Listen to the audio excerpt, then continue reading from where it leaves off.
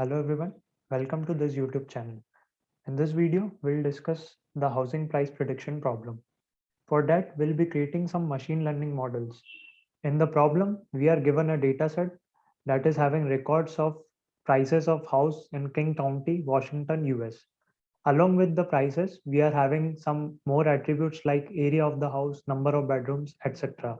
And we are required to design a model which will predict the house price. We are trying to solve this problem because it will help the user to know the price of the house by giving some attributes. The user can be a buyer or seller of a house or a real estate agent.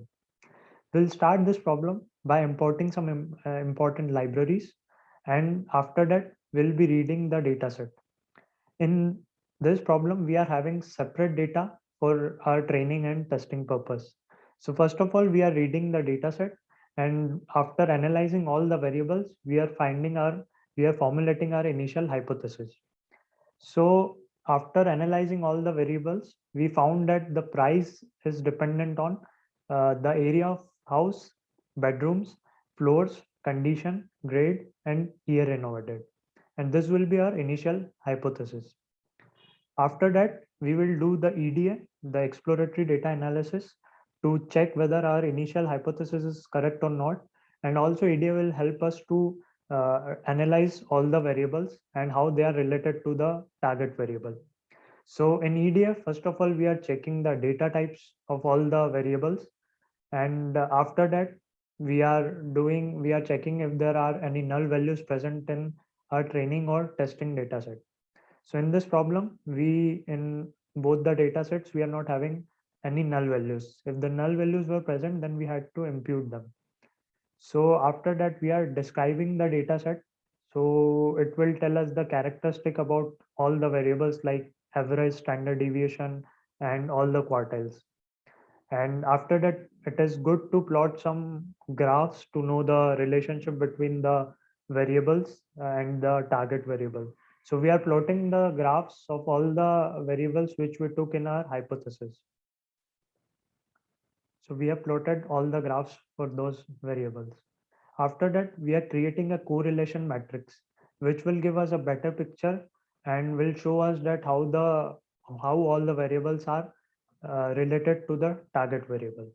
So by observing all these plots and the correlation matrix, we found that our initial hypothesis is not correct because only two variables that we taken, that is area of house and grade, are showing some significant correlation with the target variable, and rest others are not. And to our surprise, there were few variables which we didn't take in our initial hypothesis but are showing good relationship with the target variable, which are number of bathrooms, square feet above view, and square feet living. So we have plotted some graphs for those variables as well. After the EDA, we started fitting our model. So initially we are fitting the linear regression models and with the different set of predictors, and we'll be evaluating their performances by their R square value and RMSE value. So the first model we took is totally based on what we find in the correlation matrix. So we are taking the variables which has shown good correlation with the target variable. So in our first model, we are taking variables area of house, grade, bathrooms, and view. And we can, after fitting the linear regression model, we find out that the R square value for this model is 0.56. Then we tried to improve its accuracy. So we have added few more variables into it, like bedrooms and waterfront.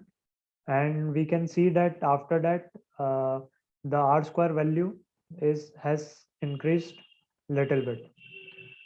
To further improve the performance of our model, we have added few more variables. We thought that the location of house and the year in which it is built will be having a significant role in deciding the price. So we have added latitude and year built in our previous model. And we can see that the R square value of this model has significantly increased from the previous model. After this, we further tried uh, to use some more variables but we found out that they were not showing any significant improvement in the performance. Rather than that, it was increasing the complexity. So we are not considering them. So based on all these three models, we found out that the third model is the best one. Feature engineering is a useful technique to improve the performance of a machine learning algorithm. Selecting, selecting the important features and reducing the size of the feature set makes computation in machine learning and data analytics algorithms more feasible. So here, the first feature engineering technique we have used is log transformation. Logarithmic transformation is a convenient means of transforming a highly skewed variable into a more normalized data set. So in our case, let's look into our target variable price. I just plotted a histogram for variable price. Here we can clearly see that this variable has data which is not normally distributed. Instead, it is positively skewed. So how to get rid of this skewness? I am creating a new variable called logged price, where is just log transform the data in the price feature. Now, if you plot this logged price variable in a histogram, here you can see that this variable follows a nearly a normal distribution, which helps in better performance of the model. The same way, you can also see that the feature square feet underscore living is also positively skewed and needs to be transformed, needs to be log transformed. So now let's build up on our lost model. So we are just adding that logged price feature into the model and just running it. So we are getting an R square value of 0.7581, which is a much better, which is more better than the previous model.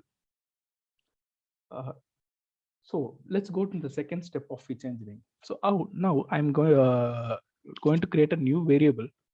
So first, let's look into our data set. Yeah, you can see here, the feature is named date, which has the date at which the house was sold. So in this date, it is year, time, and also day, month, all are given. So I'm going to now extract this year from this date and put this in a new in a new feature. So how I'm going to do is just I am using this PD data time index function, and just I have created a new year of selling feature which consists of the year in which the house was sold. So now we'll build up on the last model. We'll just add up the year of selling to the previous model, and let's check how much R square value we're getting. So here we are getting an R square value of 0.759, which is not much increased than the previous model. So I think this year of selling is not having much effect on the model. So now let's go to the next feature engineering step. I have now created a new variable called age. Age is nothing but how many years the house is old. We got the year of selling in the previous step, and we have a year built feature already in the data set. I'm just subtracting the year of selling from year build, so I get the age of that house. Now let's add that age into a previous model and check its performance. So I'm getting an R square value of 0.75, which is also not much increased compared to the previous model. So I have just did this process in feature engineering. If you have any ideas, you can definitely implement it. So this is another important process, which is called as forward selection. Forward selection is a type of stepwise regression which begins with an empty model and adds in variable one by one. Each forward step, you add the one variable that gives you the single best performance to your model.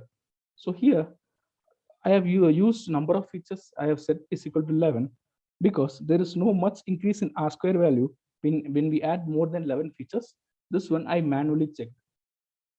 So after running this feature selection, you can just get this support, use this function to get the features which are getting selected. The true indicates that these features in that position are getting selected for the final model.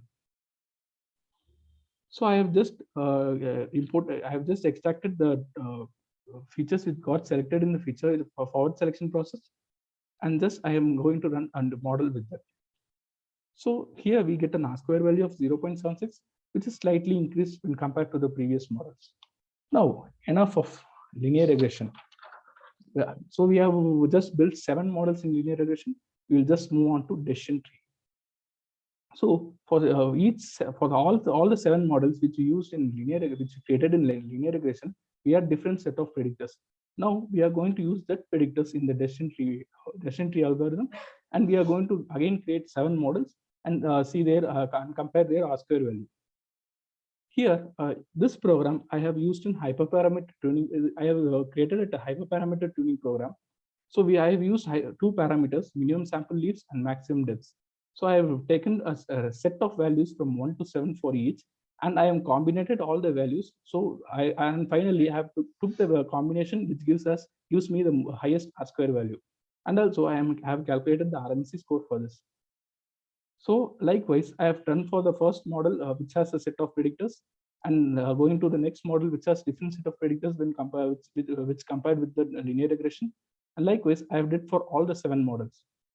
So out of the 7 models, I am getting the highest R-square value in the 5th model with this set of predictors. So after fitting all the models, we are taking 3 best performing models and we'll evaluate their performance on the test dataset. So we are evaluating the performance on the basis of mean absolute error. So first of all, we are reading the test dataset, and after that we have to do the feature engineering on the test data, which we did on the training dataset. We have to do the same thing on the test data. So after doing the feature engineering, we are fitting the model. So first of all, we are fitting the decision tree model number 7, and after fitting that, we'll get some predicted values. But the problem here is the predicted values are on the logarithmic scale, and in the test data, we are having the normal values. So we have to convert it back into the normal. So we are taking the exponent of all those predicted values, and then we are calculating the error and which is the difference between predicted and actual value, and we are calculating the mean absolute error for that. So we find here the mean absolute error is about 1,12,389. We did the same for decision tree model number 6. There we find the mean absolute error to be 112,450. And for model number 5, we find the mean absolute error to be 112,510. So comparing the mean absolute error value of all these 3 models, we found out that the best performing model is decision tree model number 7. Thank you so much for watching.